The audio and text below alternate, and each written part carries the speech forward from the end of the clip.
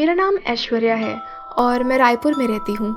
मैं आज आपको जो घटना बताने वाली हूँ वो मेरे साथ करीब 1 साल पहले हुई है। मैं रायपुर में अपने मॉम डैड के साथ रहती हूँ और मैं उनकी इकलौती बेटी हूँ, इसलिए वो मुझ पर ज़्यादा हुक्म नहीं चलाते। वो मुझे बहुत ज़्यादा प्यार करते हैं और मेरी ऑलमोस्ट सारी डिमांड्स ही पूरी करते हैं। मैं रायपुर से ही अपनी आगे की स्टडीज़ कंटिन्यू कर रही थी उस वक्त। दिखने में मैं बहुत ज़्यादा फ्रेंडली हूँ, लेकिन मेरा नेचर बहुत ज़्यादा ही इंट्रोवर्ट है। मैं ज़्यादा लोगों से बात नहीं करती फेस टू फेस, लेकिन अगर चैट्स में बात हो तो मैं बहुत ज़्यादा एक्सट्रोवर्ट हो जाती हूँ। मेरे इंट्रोवर्ट होने की वजह से कॉलेज में मेरे ऐसे कुछ ज़्यादा फ्रेंड्स नहीं थे और फिर 1 महीने के बाद ही कॉलेज के फाइनल्स एग्ज़ाम स्टार्ट हो गए और फिर एग्ज़ाम भी ख़त्म हो गया। उसके बाद मेरा कॉलेज जाना भी बंद हो गया, तो मैं घर में बैठे बैठे बहुत ज़्यादा बोर हो जाती थी। ज़्यादा से ज़्यादा मॉम के साथ न्यू डिशेस बनाने का ट्राई करती थी और कुकिंग ही सीख रही थी। ऐसे तो मॉम डैड के साथ मेरे दिन बहुत ज़्यादा ही अच्छे बीत रहे थे और हम बहुत टेस्टी सा खाना भी खा रहे थे, घूमने भी चले जाते थे, लेकिन एक दोस्त की कमी तो दोस्त ही पूरी कर सकता है। तो मैंने डिसाइड किया था कि मैं अपने कॉलेज के फ्रेंड्स से बात करने का ट्राई करूँगी। मेरे ऐसे तो ज़्यादा कुछ फ्रेंड्स थे ही नहीं, बस उन्हीं से बात होती थी जो मुझसे नोट्स वगैरह के लिए बात कर लिया करते थे। एक दिन मॉम के साथ कुकिंग करने के बाद और खाना खाने के बाद मैं अपने रूम में आ गई और रात में ही मैं अपने फ्रेंड्स लोगों के साथ चैटिंग करने लगी। उन्हें भी मेरा फ्रेंडली बिहेवियर बहुत अच्छा लगा और वो भी बहुत ज़्यादा खुश हो गए थे कि मैं इंट्रोवर्ट जैसे बिहेव नहीं कर रही और बहुत अच्छे से बातें कर रही हूँ। फिर हमारी बातें होने लगी और उन्होंने मुझे बहुत सारे अपने फ्रेंड ग्रुप्स में ऐड कर दिया। ऐड होने के बाद वहाँ पर भी मेरे और भी बहुत अच्छे अच्छे फ्रेंड्स बने। एक दिन मैंने डिसाइड किया कि आज रात को मैं अपने किसी भी दोस्त से बात नहीं करूँगी और बस सो जाऊँगी, क्योंकि मैं दिन भर के काम से बहुत ज़्यादा थक गई थी। मैंने कुछ जॉब्स इंटरव्यू के लिए भी अप्लाई किया था और उसका भी बहुत ज़्यादा स्ट्रेस था मुझे। अब मैं अपने फ़ोन में अलार्म सेट कर रही थी सोने से पहले, तभी मुझे किसी का मैसेज आया। मैंने देखा तो वो एक लड़की का मैसेज था और उसका नाम जेनिफर था और वो फॉरेनर थी। तो मुझे थोड़ा इंटरेस्ट आ गया कि कोई फॉरेनर मुझे क्यों ही मैसेज करेगा, और फिर मैंने उसका रिप्लाई किया और फिर हम बातें करने लगे। मैंने उससे पूछा कि वो मुझे कैसे जानती है, तो उसने बताया कि उसने मुझे किसी ग्रुप में ही देखा था और मैं उसे इंटरेस्टिंग लगी, तो उसने सोचा कि मुझसे बात किया जाए। ऐसे तो मेरे ध्यान में नहीं था कि मैंने उसे कौन से ग्रुप में देखा है, लेकिन वो मुझे भी बहुत ज़्यादा इंटरेस्टिंग लग रही थी और फिर हमने बातचीत शुरू कर दी। एक ही रात में हमने इतनी ज़्यादा बातें कर ली थी कि मेरी तो नींद ही उड़ गई थी और मैं बहुत ज़्यादा खुश और एक्साइटेड भी हो गई थी कि फाइनली मेरी कोई एक ऐसी फ्रेंड बनी है जो मेरे नोट्स के लिए मुझसे बात नहीं कर रही है। और फिर उसके बाद ये सिलसिला रोज़ का ही हो गया। हम दिन भर बात करते थे, अपनी फेवरेट चीज़ें शेयर करते थे और भी बहुत कुछ। मैंने उसे बहुत सारी इंडियन डिशेस सिखाई थी जो मुझे मेरी मॉम ने बताई थी। मैं उसे रेसिपीज़ वगैरह सेंड किया करती थी।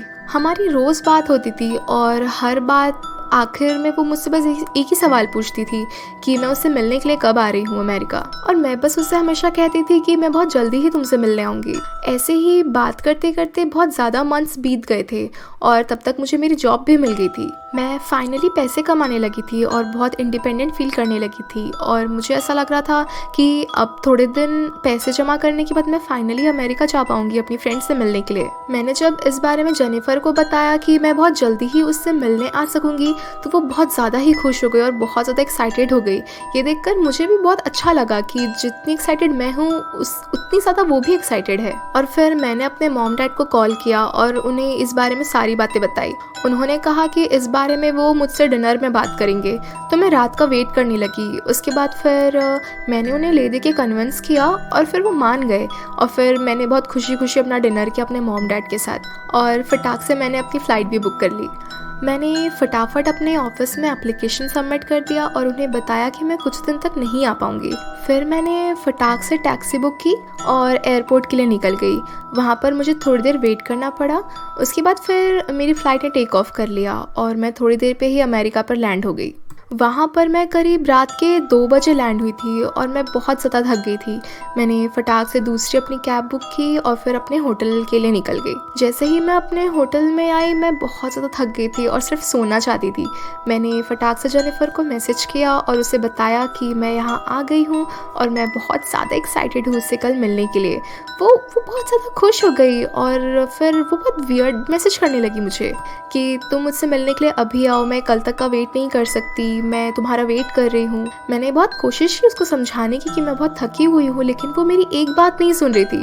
मुझे उसका ये बिहेवियर बहुत ख़राब लगा, लेकिन लेकिन फिर मैंने कैब बुक कर लिया और उसने जो मुझे अपनी लोकेशन सेंड की थी, मैं उस लोकेशन पर चली गई। जब मैं वहाँ पे पहुँची तो मैंने देखा वो एक अपार्टमेंट है और जेनिफर का घर तीसरे फ्लोर पर था।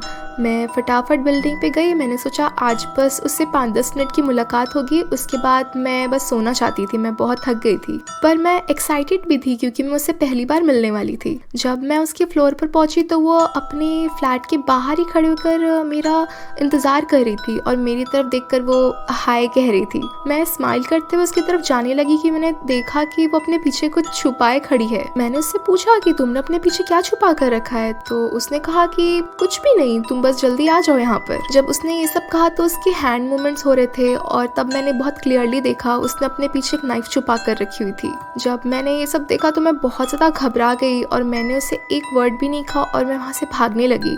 मैं भागते भागते अपार्टमेंट से बाहर निकली और फिर मैं सीधा पुलिस स्टेशन चली गई।